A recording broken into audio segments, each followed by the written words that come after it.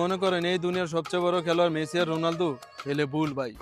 এই দুনিয়ার সবচেয়ে বড় খেলোয়াড় হইলো আমার আব্বাই। হ্যাঁ ভাই, এই দুনিয়ার সবচেয়ে বড় খেলোয়াড় হইলো আমার আব্বাই। আমারে বোগা জোগা 9-6 বুঝ দিয়া বিদেশ পাঠাইছে যে তুই বিদেশ গিয়া 3টা বছর খিচ্চা কামলা দে, পরে দেশে আইলে তোরে বিয়া করাবো।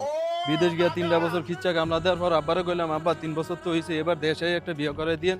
কই বিয়া যে করবি বউ আইনা রাখবি কই, বাড়ি টাড়ি করছ? না আব্বা করি নাই তো।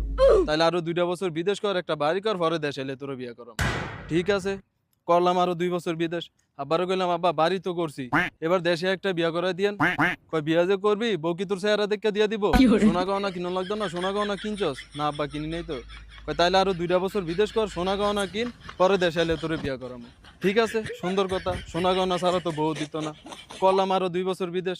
আব্বারে কইলাম, আব্বা সোনা গহনা তো কিনছি, এবার দেশে একটা বিয়া করে দিয়েন। বিয়া যে করবি অনুষ্ঠান করতি না, 200-400 মানুষ দাওয়াত দাও খাওয়াতি না? আব্বা খাওয়া মতো তো টিয়া পয়সা আছে? না আব্বা নাই। তাইলে আরো 2টা বছর কামলা দে খিচ্চা, পরে 5 লাখ টাকা ক্যাশ কর, তারপরে তোরে দেশে এলে শিওর তোরে বিয়া করে। खराब हो जाएगा मैं দেখছেন গানের কোনো শেষ আছে?